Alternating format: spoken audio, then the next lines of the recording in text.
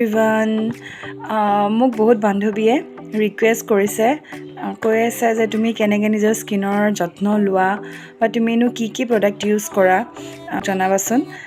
গতিকে মই ভাবিলোঁ এটা ভিডিঅ'ই কৰি লওঁ আৰু সকলোৱে জানে তথাপিও মানে মই স্পেচিয়েলি কি প্ৰডাক্ট ইউজ কৰোঁ। আগতে মই বিভিন্ন কোম্পানীৰ বস্তু ইউজ কৰিছিলোঁ, কিছুমান শ্বুট কৰে কিছুমানে নকৰে। সাধাৰণতে মোৰ মানে স্কিনটো বহুত চেঞ্চিটিভ হয়, বেছি কেমিকেল জাতীয় বস্তু ইউজ মানে কৰিব মই নোৱাৰোঁ। বহুত মানে গুটি নিচিনা হয় বা স্কিন ৰেচেছৰ নিচিনা পৰি যায়। কিন্তু এতিয়া মানে মই আজি কেইমাহমান আগৰ পৰা মডিকেয়াৰৰ লগত জড়িত হৈছোঁ আৰু তাৰ মই বস্তু ব্যৱহাৰ কৰি খুবেই ভাল পাইছোঁ।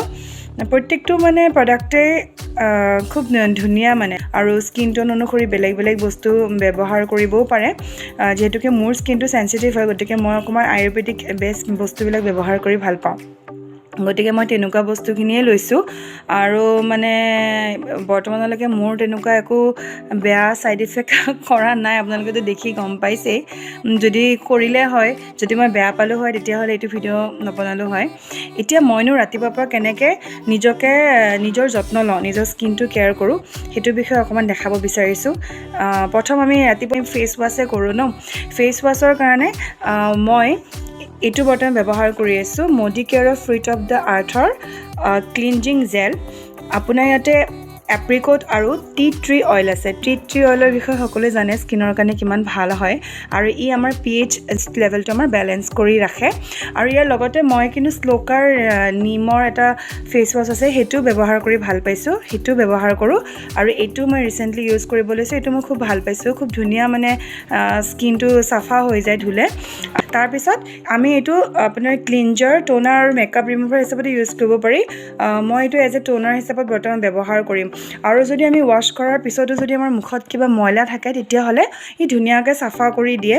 আমি ৱাশ্ব কৰাৰ পিছতো কেতিয়াবা আমাৰ কিছুমান মেকআপৰ পাৰ্টিকেলছবিলাক হওক বা এনেকুৱা ধৰণৰ চাফা নহ'বও পাৰে, বেছি মানে মুখত পলিউশ্যন লাগি থাকিলে বাহিৰৰ পৰা আহিলেও চাফা নহ'ব পাৰে, তেতিয়া আপোনালোকে এইটো ব্যৱহাৰ কৰিব পাৰে।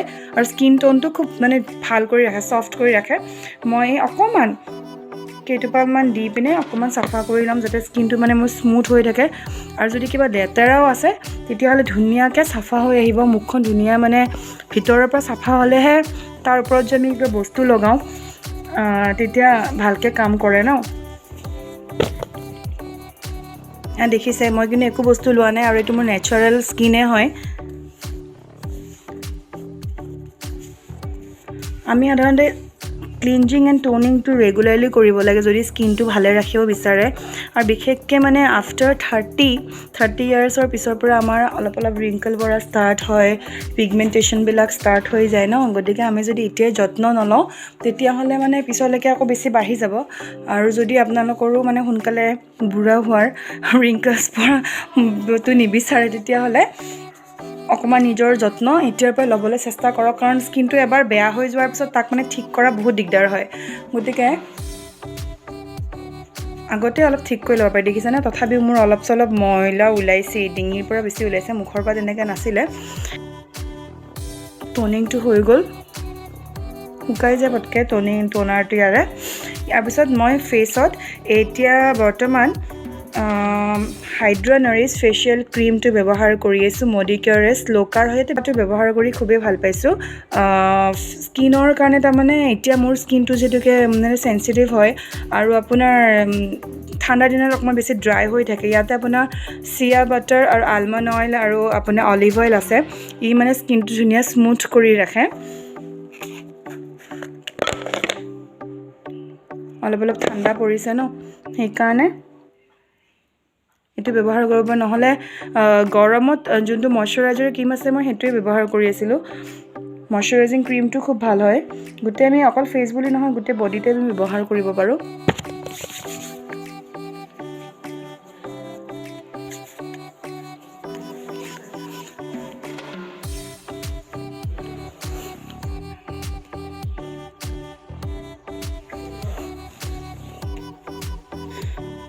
ধুনীয়া লাইট এটা গোন্ধ আছে, বহুত বেছি ফ্ৰেগনেন্সযুক্ত নহয়, যিহেতুকে এইবিলাক আয়ুৰ্বেদিক বস্তু হয়, নেচাৰেল যোনটো মানে ফ্ৰেগনেন্স থাকে সেইখিনিয়ে আছে। এতিয়া চাওক মোৰ স্কিনত ক্ৰীমটো লগাই ল'লোঁ। ঠাণ্ডা দিনততো বহুতে পাউডাৰ ব্যৱহাৰ নকৰেই, গৰমত আপোনালোকে পাউডাৰ ব্যৱহাৰ কৰিব পাৰে, কিন্তু মই ক্ৰীমৰ পিছতে অকণমান পাউডাৰ ব্যৱহাৰ কৰি ভাল পাওঁ। তেতিয়া তাৰমানে মুখটো ধুনীয়া হৈ থাকে, বগা বগাও দেখি, অকণমান চাফাও দেখি, আৰু মানে বেছি অইলি ভাৱটো নাথাকে। বহুতে ব্যৱহাৰ কৰি ভাল নাপায়, যিসকলে নাপায় সেইসকলে স্কিপ কৰিব পাৰে। এয়া দেখিছে, এইটো লৈছোঁ মই। কিমান ধুনীয়া স্মুথ হয়।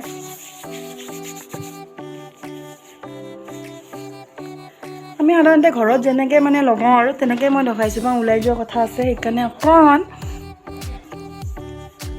কেতিয়াবা ঘৰত থাকিলে নলগাওঁ, অলপ লগাই লৈছোঁ। ধুনীয়াকৈ মিহলি হৈ যায়, বেলেগ আপোনাৰ মেকআপ চেকআপ লগোৱাৰ প্ৰয়োজনেই নাই। দেখিছে? এতিয়া মই সেন্দুৰটো লগাই লওঁ। এইটো তাৰে হয়, আৰ্বান কালাৰৰ। সেন্দুৰটো মই খুব ভাল পাইছোঁ ব্যৱহাৰ কৰি পিনে, একদম মানে অৰিজিনেল সেন্দুৰৰ নিচিনাই হয়, আৰু খুব ধুনীয়া এটা গোন্ধ আছে, মানে ঠাণ্ডা ঠাণ্ডা লাগে। এবাৰ লগালে এইটোৰে ফুট লগাওঁ। কেতিয়াবা বাহিৰত গ'লেহে মই টিপ ফুট লগাওঁ, জেনেৰেলি মই কিন্তু সেন্দুৰৰ ফুটে লগাওঁ কপালত।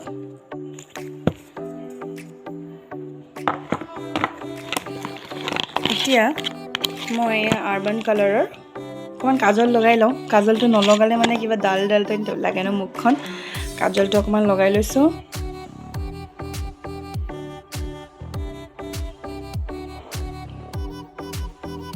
কাজলখিনি মানে মুখখন ধুনীয়া এটা উজ্জ্বলতা লৈ আনে,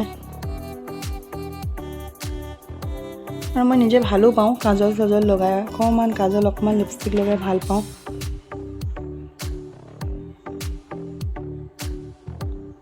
লাইনটোতো অকণমান লগাই লৈছোঁ।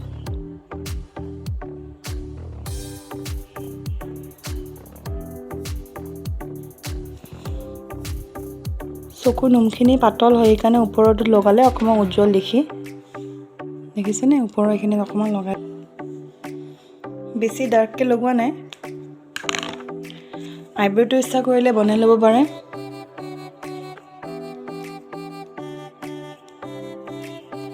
অকণমান মুখখন এতিয়া মানে উজ্জ্বল দেখা হ'ব ন, আইব্ৰ'টো মানে অকণমান ডাৰ্ক হ'লে। মোৰ বহুত পাতল, যিবিলাকৰ অলৰেডি আইব্ৰ'বিলাক ডাঠ থাকে, তেওঁলোকে নলগালেও কথা নাই ন। মই অকণ পাতলকৈ লগাই লওঁ।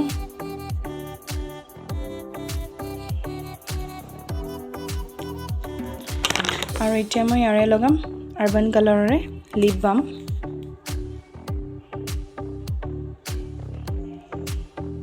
ঠাণ্ডাত মানে লিপ বাম লগোৱাটো খুব জৰুৰী হয়, নহ'লে ওঁঠবিলাক ড্ৰাই হৈ একেবাৰে ফাটি অৱস্থা নোহোৱা হৈ যায়।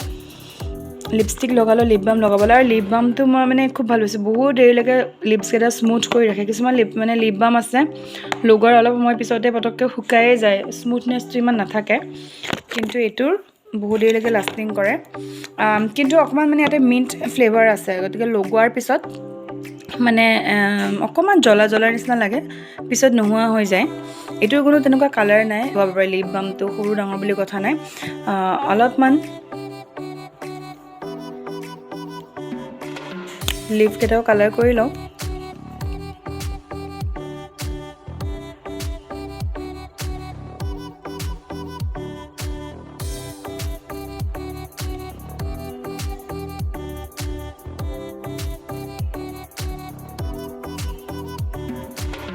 কালাৰটো বহুত লাইট হয়, দেখিছে? একদম নেচাৰেল, মানে লিপছ যেনে লাগে, নেচাৰেল লুকটো যাতে থাকে, কিন্তু যাতে মানে মুখখন এটা উজ্জ্বলও দেখা পায়, যেনেকুৱা ধৰণৰ কৰিছে। এয়া দেখিছে আপোনালোকে, মই বেলেগ কোনো ধৰণৰ মেকআপ ব্যৱহাৰ কৰা নাই, অকল এইখিনি ৰেগুলাৰ যিখিনি মানে আমি কছমেটিক্স ইউজ কৰোঁ, প্ৰতিজনী ছোৱালীয়ে হয়তো কৰেই ন, নিজৰ এইখিনি আমি যত্ন ল'বই লাগে। আমি যদি নিজকে যত্ন নলওঁ, তেতিয়াহ'লে আৰু আমি নিজে নল'লে কোনে ল'ব আৰু আমাৰ যত্ন ন। সেইটো কাৰণে মই যিখিনি ইউজ কৰোঁ আপোনালোকক দেখালোঁ। এতিয়া বডিত লগাবৰ কাৰণে মই এইটো যোনটো মইশ্চাৰাইজাৰ ক্ৰীম আছে এইটোৱে ব্যৱহাৰ কৰিম। বেলেগ বডি লোশ্যনো আছে, বডি লোশ্যনো ব্যৱহাৰ কৰিব পাৰে, কিন্তু এইটো মই ভাল পাইছোঁ, সকলোতে লগাব পাৰি। হাত দুখন আমাৰ এই ঠাণ্ডাত হাত দুখন বহুত ড্ৰাই হৈ থাকে, পানী লাগি থাকিলে হাতবিলাক বেয়াও হৈ যায়, নখবিলাক ফাটি যায়। মোৰতো নেইলবিলাক বহুত পাতলে হয়। আৰু ভৰিৰ কাৰণে ভৰিৰ স্কিন আৰু আমাৰ মুখৰ স্কিন কিন্তু বহুত ডিফাৰেঞ্চ থাকে দেই। আমি যদি মুখত লগোৱা ক্ৰীমটো ভৰিত লগাওঁ কেনেকৈ হ'ব? ভৰিটো আমাৰ খহটা হয়, অকণমান ডাঠ হয় ন, তাৰ কাৰণে আমি অকণমান এক্সট্ৰা কেয়াৰ কৰিব লাগে। আৰু তাৰ লগত শ্বুট কৰা যদি আমি ক্ৰীম লগাওঁ তেতিয়া ভৰি দুখন বেছি ভালকৈ থাকে। আৰু এইটো মই ব্যৱহাৰ কৰি খুব ভাল পাইছোঁ। ধুনীয়া এটা ফ্ৰেগনেন্সো আছে, মানে আপোনাৰ লগোৱাৰ পিছত ভৰি দুখন যদি আমাৰ ছফ্ট হৈ থাকে, ভৰিও নাফাটে, ভৰি ফটা সমস্যাটোও কমি যাব।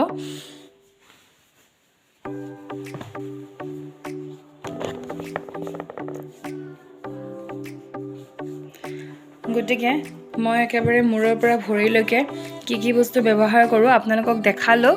আপোনালোকে যদি ভাল পাইছে ভিডিঅ'টো তেতিয়াহ'লে লাইক এটা কৰি দিব, আৰু কেনেকুৱা ধৰণৰ ভিডিঅ' বনালে ভাল পাব সেইটোও জনাবলৈ নাপাহৰিব। এনেকৈ বাহিৰতো যাব পাৰোঁ, অকণমান ওলাই যাব লগা হ'লেও মই জাষ্ট চুলিখিনি অকণমান কোম কৰি লৈ বান্ধি লৈ, বা নতুবা আপোনাৰ কেতিয়াবা মেলি এনেকৈ আমি ওলাই যাব পাৰোঁ। যদি ভিডিঅ'টো চাই ভাল পাইছে তেতিয়াহ'লে জনাবলৈ নাপাহৰিব। Thank U.